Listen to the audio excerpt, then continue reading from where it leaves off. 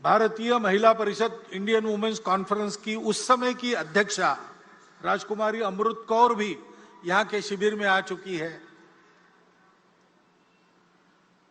दिसंबर 34 में शिविर हुआ था, उसमें भी अध्यक्षता ऐसी एक महिला ने की थी और तब से चलता आ रहा है। इमरजेंसी के बाद अकोला शहर के भी एक उत्सव की अध्यक्षा, मैं वहां प्रचारक था उस समय, तो कुमुत्ताई रांगणेकर जी औरंगाबाद की रहने वाली, उन्होंने विजयादशमी उत्सव का प्रमुख अतिथि पद भूषित किया था। क्योंकि संपूर्ण समाज को संगठित करना है तो समाज तो दोनों से बनता है। हमारे यहां यह दृष्टि है, पुरुष श्रेष्ठ की महिला श्रेष्ठ, ऐसा वाद हम नहीं करते, क्योंकि हम ये जानते हैं कि दोनों के बिना समाज नहीं बनता, दोनों के बिना सृष्टि नहीं होती, ये दोनों परस्पर पूरक है। ये हमारी भारतीय दृष्टि है, दोनों का काम है और दोनों का काम परस्पर पूरक है। इसलिए व्यक्ति निर्माण का काम करने वाली शाखाएं तो संघ की अलग, राष्ट्र सेविका समिति की अलग, महिलाओं के लिए उनकी चलती है, पुरुषों के लिए हमारी चलती है। लेकिन समाज के बाकी सारे कामों में पुरुष महिला एकत्र मिलकर काम करते हैं, यह चलते आ रहा है। डॉक्टर साहब के समय की जो परिस्थिति थी, उस समय व्यक्ति निर्माण के काम के लिए 2 संगठन हो गए, लेकिन बाकी सभी कामों में सब मिलकर काम करते हैं, क्योंकि यह पूरकता की दृष्टि है। संपूर्ण समाज का संगठन करना है तो संख्या की दृष्टि से आधा भाग हमारे समाज का मातृशक्ति का है, उसकी उपेक्षा नहीं की जा सकती। उनको भी सशक्त करना पड़ेगा। हमारे यहां उनको माता मानते हैं, वत्सलता उनका गुण है, जगत जननी के रूप में उनकी कल्पना करते हैं। लेकिन ऐसी कल्पना करते करते क्या हमको विस्मृति हो गई पता नहीं, हमने उनकी सक्रियता के दायरे को सीमित कर दिया। और बाद में जो विदेशी आक्रमण हुए, उन आक्रमणों की परिस्थिति में उनकी सुरक्षा के नाम पर इस बंधन को एक वैधता प्रदान हुई। आक्रमण की परिस्थिति चली गई, लेकिन बंधन हमने कायम रखे, उनको कभी मुक्त नहीं किया। उनको जगत जननी मानना ठीक है, लेकिन इसका मतलब उनको पूजा घर में हम बंद करके रखे, बाहर ना आने दे, यह ठीक नहीं है। एक तो उनको जगत जननी मान के पूजा घर में बंद करते, अथवा द्वितीय दर्जे का मानकर घर में बंद करके रख देते। ये दोनों अतिवादिताओं को छोड़कर मातृशक्ति को सशक्त बनाना, प्रबुद्ध बनाना, उनको बराबरी के अधिकार से सार्वजनिक कार्यों में, परिवार के कार्यों में सर्वत्र निर्णय की स्वतंत्रता और निर्णय में बराबरी की साझेदारी देते हुए सक्रिय करना, इसकी आवश्यकता है। 2017 में विविध संगठनों में काम करने वाली और हमारी महिला कार्यकर्ताओं ने सारे भारत का एक बहुत बड़ा मातृशक्ति का सर्वे किया था। सब प्रकार की महिलाएं उसमें उन्होंने सर्वे में ली थी, यानी सन्यासिनियों से लेकर तो बड़े बड़े उद्योग चलाने वाली महिलाओं तक सबको उसमें लिया था। भारतवर्ष में महिलाओं का इतना समग्र सर्वेक्षण ये पहली बार हुआ है। वो सर्वे प्रसिद्ध भी हुआ, उस सर्वे को सरकार के पास भी दिया गया। दिल्ली में ही उसका लोकार्पण निर्मला जी सीतारामन जी के हस्ते हाथ में हुआ था, मैं था वहां पर। उस सर्वे के निष्कर्ष भी यही है, जो सब पुरुष कर सकता है मातृशक्ति कर सकती है। मातृशक्ति जो सब कर सकती है, वो सब काम पुरुष नहीं कर सकते, इतनी उनकी शक्ति है। और इसलिए उनको इस प्रकार प्रबुद्ध बनाना, सशक्त बनाना, उनका सशक्तिकरण करना, उनको काम करने की स्वतंत्रता देना और कार्यों में बराबरी की सहभागिता देना। दुनिया भर में जो व्यक्तिवादी और स्त्री मुक्तिवादी आंदोलन चलते हैं, उनके 5वें फेज के बाद अब 6वां पेज चल रहा है, उसमें वो भी अपने दृष्टिकोण को अनुभवों से मोड़कर इसी रास्ते पर आ रहे हैं। और इसलिए उस मातृशक्ति के जागरण का महत्वपूर्ण काम अपने परिवार से प्रारंभ करते हुए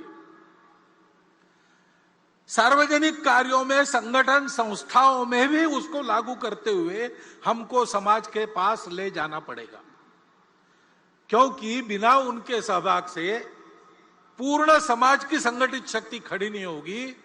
और पूर्ण समाज की संगठित शक्ति जब काम करने लगेगी तब अपने देश के नवोत्थान के सारे प्रयास पूर्ण सफल होंगे, तब तक नहीं होंगे। आज हम उस नवोत्थान की आहट देख रहे हैं।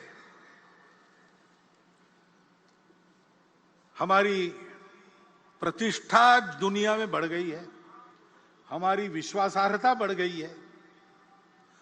जिस प्रकार से हमने श्रीलंका के संकट में उसकी सहायता की, यूक्रेन के भूमि पर अमेरिका और रशिया की जो लड़ाई हो रही है उसमें अपने देश के हित को ध्यान में रखते हुए और जागतिक मानवता के हित को भी कम न करते हुए जिस प्रकार की भूमिका हमने रखी, हमारी बात सुनी जा रही है, हमारा वजन बढ़ रहा है, हमको बड़ा आनंद होता है। राष्ट्रीय सुरक्षा के मामले में हम उत्तरोत्तर सफल होते चले जा रहे हैं और स्वावलंबी होते चले जा रहे हैं। कोरोना की विपदा से बाहर आने के बाद अब हमारी अर्थव्यवस्था धीरे धीरे पूर्व स्थिति पर आ रही है और वो आगे जाएगी, इसी भविष्यवाणी दुनिया के सभी अर्थतज्ञ कर रहे हैं। खेल के क्षेत्र में भी नीतियों में जो अच्छा परिवर्तन आया है वो तो है ही, लेकिन हमारे खिलाड़ी ओलंपिक्स में और पैरा ओलंपिक्स में भी अपनी कर्तृत्व को दिखा रहे, विजय प्राप्त करके देश का नाम रोशन कर रहे। अभिमान से हमारा सीना फूल जाता है। अभी अभी दिल्ली में कर्तव्य पथ का उद्घाटन हुआ, लोकार्पण हुआ। उसमें प्रधानमंत्री जी के भाषण में उन्होंने अपने देश के नवोत्थान के इस उदय काल के दृश्य को स्पष्ट किया है। सांस्कृतिक प्रतीक, आर्थिक प्रगति के प्रतीक, हमारे देश के स्वाभिमान के प्रतीक, स्वतंत्रता के लिए जिन्होंने अपना प्राणार्पण किया उनके गौरव के प्रतीक कैसे कैसे खड़े हो रहे, उसके पीछे अपने समाज का कर्तृत्व कैसे दौड़ रहा है, इस सारा वर्णन आपने भी सुना है। इस नवोत्थान की आहट को सुनकर हम भी प्रसन्न होते हैं और हम भी कदम से कदम मिलाकर आगे बढ़ने की इच्छा करते हैं। लेकिन इस दिशा में आगे बढ़ना है तो आत्मनिर्भर, ऐसा शब्द उपयोग करते हैं हम। आत्मनिर्भर भारत की आहट हो रही है, लेकिन हमारी आत्मा क्या है उसकी स्पष्ट जानकारी चाहिए, गोलमोल नहीं चलेगा। क्योंकि आत्मनिर्भरता के पथ का प्रकाश वो आत्मा ही देती है। तो हम क्या है, हमारी आत्मा क्या है, इसकी जानकारी स्पष्ट और शासन, प्रशासन, समाज, नेतृत्व, कार्यकर्ता, इन सब में समान प्रकार की होनी चाहिए। ऐसा होने से हमारा पथ स्पष्ट होता है, क्योंकि ये प्रगति का पथ सीधा तो नहीं होता है, कोई भी पथ सीधा नहीं होता है, क्योंकि उसको परिस्थिति से जाना पड़ता है और परिस्थिति जैसी है वैसा ही जाना पड़ता है। यहां से मैं निकलूंगा उत्तर दिशा में जाने के लिए, डॉक्टर हेडगेवार भवन कार्यक्रम के बाद मुझे जाना है, लेकिन मुझे जाना पड़ेगा पहले दक्षिण में, बाद में मैं पश्चिम की ओर मुड़ूंगा और फिर उत्तर की ओर जाऊंगा, क्योंकि रास्ता वैसा है। तो ये लचीलापन तो रखना पड़ता है। मुझे उत्तर में जाना है, बीच में पहाड़ हो, खाई हो, कुछ भी हो, मैं दिशा नहीं बदलूंगा। ऐसा करेंगे तो संकट में पड़ जाएंगे, कदाचित पहुंच नहीं सकेंगे। तो रास्ता निकालने वालों को लचीलापन धारण करना पड़ता है, लेकिन लचीलेपन की मर्यादा भी ध्यान में तब आती है जब अपने स्व की, अपने आत्मा की ये जानकारी, ये कल्पना अपनी स्पष्ट हो और सबकी समान हो। क्योंकि सबकी समान कल्पना ऐसी होने के बाद एक विश्वास रहता है। उस विश्वास के कारण आपसी समझदारी बनती है, लचीलेपन के कारण अविश्वास नहीं आता है। तो परस्पर समझदारी, विश्वास का भी वातावरण बनता है। और जिनको लचीला होना पड़ता है उनको कितना लचीला होना है और कितना नहीं होना है, पैर कहां पक्के जमाने हैं और शाखा पल्लव कैसे कैसे हवा में मोड़ने हैं, इसकी समझदारी प्राप्त होती है। तो उसके कारण संपूर्ण समाज में एक सहचित्तता का वातावरण बनता है और उस सहचित्तता के कारण प्रगति होती है। प्रत्येक व्यक्ति के और सामूहिक रूप से हमारे समाज के राष्ट्रीय चरित्र का ये महत्व का घटक है, सहचित्तता। इसलिए हमारे संगठन मंत्र में उसको स्थान है। समानो मंत्र समिति समानी, समानम मनः सहचित्तमेशाम, समानम मंत्र अभिमंत्रमेवा। सब समान कहा है, चित्त अलग अलग हो सकता है, इसलिए वहां साथ मिलकर चलने का निश्चय यानी सहचित्तता, इसको बताया है। उस सहचित्तता के वातावरण में सबको साथ लेकर हमको चलना है। और जैसा मैंने कहा, चलना है तो चलते समय कठिनाई आती है, बाधाएं आती है। दो प्रकार की बातों से साधारणतः सावधान रहना पड़ता है। पहली बाधा तो हम खुद रहते हैं। गतानुगतिकता स्वभाव की वो बाधा उत्पन्न करती है, रूढ़ि प्रियता के कारण वो बाधा आती है। समय बदलता है, समय के साथ बहुत कुछ बदलता है। समय के साथ मनुष्य का ज्ञान भी बढ़ता है और अज्ञान के कारण कुछ बातों की समझ जो थी वो समाप्त होती है, उसके जगह दूसरी नई समझ आती है। उसके अनुसार चलना पड़ता है, लेकिन रूढ़िबद्धता इस बात को रोकती है। और उसके अनुसार चलना तो है, लेकिन बदलकर चलने के चक्कर में बहुत कुछ पहले अनुभव से जो चलते आ रहा है उसमें जो शाश्वत होता है, जैसे हमारी अतिथि महोदया ने बार बार सनातन संस्कृति का उल्लेख किया। वो जो सनातन शाश्वत संस्कृति के मूल्य है, उनको छोड़ने से काम नहीं चलता। उसी बुनियाद पर नया युगानुकूल, देशानुकूल प्रतिमानक कौन सा होगा, ऐसा विचार करके चलना पड़ता है। तो नित्य नूतन होना पड़ता है, लेकिन चिर पुरातन भी रहना पड़ता है। सनातन और नित्य नूतन ये साथ चलते हैं। बिना सनातन के नित्य नूतनता भटका देती है, कटी पतंग हो जाती है। और बिना नूतनता के, वो अंग्रेजी कविता प्रसिद्ध है, old order changeth, yielding place to new, lest one good question should corrupt the world. परिवर्तन ये दुनिया का नियम है, उसके साथ चलना पड़ता है, लेकिन उसके साथ चलते चलते भटक न जाए, इसलिए सनातन पर पैर पक्के रखने पड़ते हैं। ये करने से मन की गतानुगतिकता हमको रोकती है। हमको उससे बाहर आकर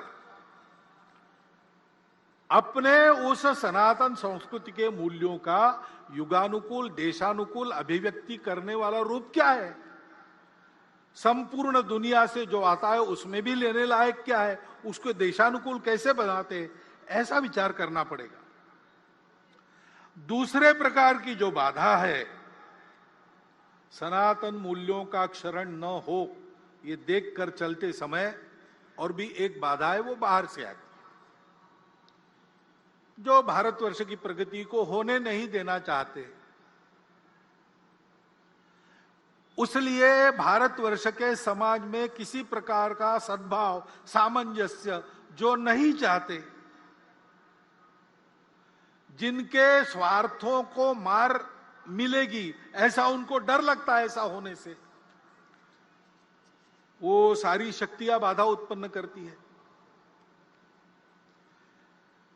अब उनके साधन भी होते हैं, अपना स्वार्थ साधने के लिए असत्य विमर्श पैदा करते हैं, गलत विमर्श पैदा करते हैं, हमको भटकाने के लिए, हमारे मन में द्वेष उत्पन्न करने का प्रयास करते हैं, हमारे बीच दूरियां बढ़ाने का प्रयास करते हैं। ऐसे सतत उनके प्रयास चलते हैं जिससे इस देश में एक आतंक का वातावरण हो, कलह बढ़े, देश में एक प्रकार से अराजकता हो जाए, नियम कानून के प्रति सम्मान न रहे, किसी को और कोई बंधन न रहे, डर न रहे, अनुशासन न रहे। इस प्रकार की कार्रवाइयां उनकी चलती रही है, वर्णन करने का जरूरत नहीं, हम सबको पता है, हम सब उसको अनुभव कर रहे हैं। और हम उनको पैठ दे इसलिए वो हमसे नजदीकी जताते हैं, जाति के नाम पर, पंथ संप्रदाय के नाम पर, अपने निहित स्वार्थों के नाम पर भी हमारे हमदर्द बनकर आते हैं। उनके इस चंगुल में फंसना नहीं। राष्ट्र विरोधी ऐसी बातों का निर्भयतापूर्वक और निर्मोही होकर अपने पराये का विचार न करते हुए हमको निषेध ही करना पड़ेगा, प्रतिकार भी करना पड़ेगा। शासन प्रशासन इनको नियंत्रित या निर्मूल करने का जो प्रयास करता है उसमें उनके सहयोगी बनना पड़ेगा। ये कार्रवाइयां चल रही है, भोलेपन से समाज उसमें फंसे नहीं। एक बहुत पुराना मराठी भावगीत मुझे याद आता है, शायद लता जी ने ही गाया है। उसमें यह कहा गया है, वाढवीत भेद भावा दुष्टतोचा फिरतो कावा। भेद भावों को बढ़ाते हुए दुष्टता अपने छल कपट कर रही है। गाठुनिया भोळ्या जीवा अंधारात घालील घाव। अंधेरे में आघात करेंगे लोगों के भोलेपन का लाभ उठाकर। चित्त नित्य सावध ठेवा, नित्य सावधान रहो, एक लक्ष्य लाओ न डोळे, एक लक्ष्य के तरफ अपनी नजर गड़ा के रखो, उस लक्ष्य का भान रख के सावधान रहो। वो लक्ष्य क्या है? स्वाभाविक है, भारत का परम वैभव यही अपना लक्ष्य है। और इस लक्ष्य के लिए इस प्रकार सजगता से समाज का सबल और सफल सहयोग आवश्यक है। क्योंकि परिवर्तन आता है, परिवर्तन लाने वाले उपकरण रहते हैं, शासन है, प्रशासन है, समाज में तरह तरह के संगठन है, संस्थाएं हैं, एनजीओ काम करती है, लेकिन इन सबकी यशस्विता समाज का जब तक उनको समर्थन मिलता नहीं, समाज में जब तक वो परिवर्तन आता नहीं, तब तक ये सफल नहीं होती। कई इसके उदाहरण हैं। अब कई बार हम लोग मातृभाषा माध्यम, हमारे बच्चे अपनी भाषा को भूल रहे हैं, आजकल लोगों को समझ में नहीं था, तकरार करते, ये भी कहते हैं नीति में चाहिए, नीति में चाहिए। अब नई शिक्षा नीति आई, उसके तहत उच्च शिक्षा तक धीरे धीरे मातृभाषाओं का आगमन हो रहा है। आगे चल के लागू हो जाएगा, पुस्तकें भी तैयार हो जाएगी, पढ़ाने वाले भी तैयार हो जाएंगे। लेकिन क्या हम अपने बच्चों को मातृभाषा माध्यम में पढ़ाने के लिए भेजते हैं? कि एक जो मिथक चलता है, करियर के लिए अंग्रेजी आवश्यक है। करियर के लिए अंग्रेजी आवश्यक नहीं है, मैं अकेला ये नहीं कहता हूं। पुणे में एक प्रदीप लोखंडे जी है, सप्रेम नमस्कार विनंती विशेष, ऐसा उनका नाम पड़ा है, क्योंकि उनकी एडवर्टाइजमेंट एजेंसी थी, तो तो मार्केट सर्वे करने के लिए वो हर गांव के सरपंच कोतवाल को पत्र भेजते थे कि आपके यहाँ बाजार है क्या, उस बाजार में लोग क्या खरीदते हैं क्या नहीं खरीदते, उनसे जानकारी लेते थे। उनका डाटा इतना समग्र और पूर्ण है कि उस समय महाराष्ट्र सरकार भी उनसे डाटा लेती थी अगर आवश्यकता पड़ी तो। उन्होंने 6वीं क्लास में स्कूल छोड़ दिया था और वो पुणे में आके एक छापखाने में काम करने लगे। करते करते उन्होंने अपनी शिक्षा भी की, बीकॉम हुए, अपनी एडवर्टाइजमेंट एजेंसी निकाली और इतने बड़े हो गए। वो मुझे मिले थे, वो भी यही बता रहे थे। वो कह रहे थे भागवत जी आप भाषण करते हो तो बड़ा प्रकाशित वगैरह होता है, तो आप एक बात कहो भाषण में, ये बताओ कि अंग्रेजी करियर के लिए आवश्यक नहीं है। करियर जिससे बनता है वो बातें अलग होती है। और आज देखेंगे तो मूर्धन्य अपने देश के जिस क्षेत्र में जितने व्यक्ति है, लगभग सब लोग 80% मैट्रिक तक तो मातृभाषा में ही पढ़े। ऐसा होने के बाद भी और शासन की नीतियां इस ओर आने के बाद भी अगर हम अपने बच्चों को मातृभाषा में पढ़ाने वाले स्कूलों में नहीं भेजेंगे तो क्या वो नीति यशस्वी होगी? और केवल मांग करने से होगा? मातृभाषा की चर्चा तो हम बहुत करते हैं, क्या सब जगह अपने हस्ताक्षर हम अपनी मातृभाषा में करते हैं? क्या हमारे घर पर जो नाम फलक टंगा है, नेम प्लेट, उस पर हमने अपना नाम, अपने कुल का नाम मातृभाषा में लिखा है?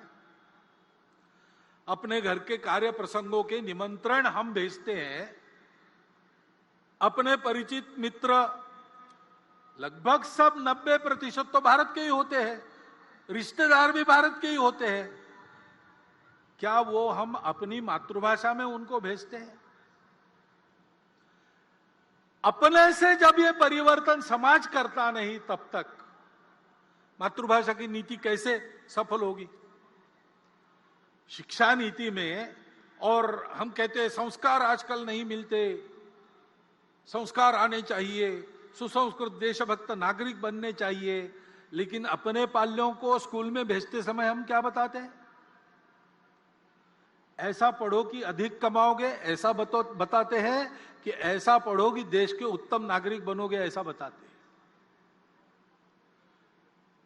पाल्यों को अगर हम ये मंत्र देकर भेज रहे कि कुछ भी करके अधिक कमाने वाली डिग्री लो, तुमको उस डिग्री का ज्ञान लेने की इच्छा हो ना हो, मन के विरुद्ध पैसा पैसा पैसा पैसा ऐसा होने के लिए तुमको वही करना चाहिए।